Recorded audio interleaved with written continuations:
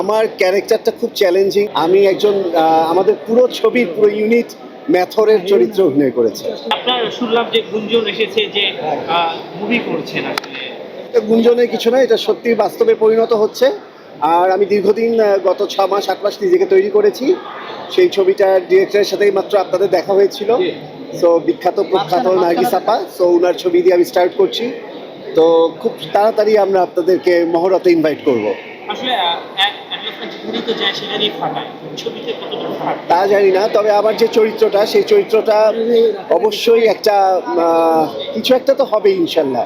এবং সেই সেই যে চরিত্রটা করবেন সেটা কি মেন নায়ক হিসেবে? না না, এখানে ছবির হুমায়ুন আহমেদের ছবিগুলো তো আপনারা দেখেন, নার্গিস আপার ছবিগুলো ঠিক সেরকম। প্রতিটা চরিত্রেরই গুরুত্ব থাকে, প্রতিটা চরিত্রের ব্যাপ্তি অন্যরকম। সো খুবই গুরুত্বপূর্ণ ভাইটাল একটা ক্যারেক্টার আমি প্লে করছি। তো কতটুকু বোমবাস্টিং হবে সেটা আসলে অ্যাডলব ভাই? আমি ছবির কাজ শেষ না করে তো আমি ওটা বলতে পারছি না আসলে।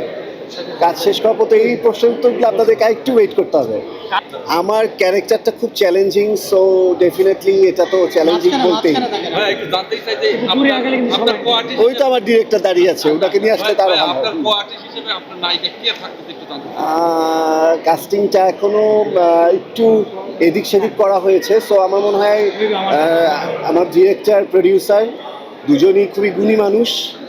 আর এটা হলো বিশেষ করে আপনাদের প্রিয় নায়ক মান্না ভাইয়ের প্রোডাকশন থেকে, প্রীতাঞ্জলি চলচ্চিত্র, হ্যাঁ, এটা থেকে আর নার্গিস আপার ছবি।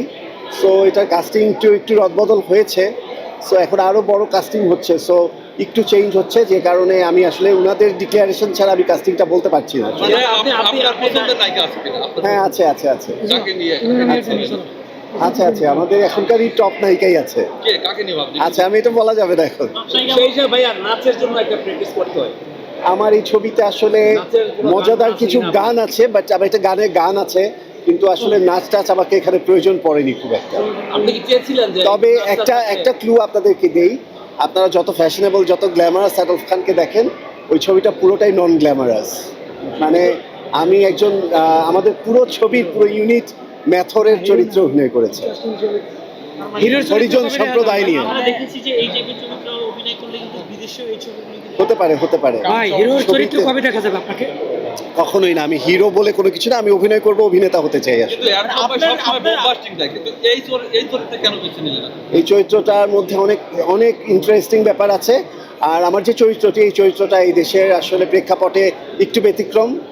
অবশ্যই একটা ঘটনা তো ঘটাবেই। আর আগামী মাসে কিন্তু আমার আসছে, আমার জীবনী নিয়ে বইমেলায় এবার বই বের হচ্ছে। এক রাইটার বিশাল এক গল্প লিখে ফেলেছে আমাকে নিয়ে। তা আগামী মাসে কয়টা করে বই ফ্রি পাবো? ফ্রি পাবেন কিনা জানি না, আপনাদেরকে নিয়ে আমি বইমেলায় হাজির হব, এটুকু আমি জানি।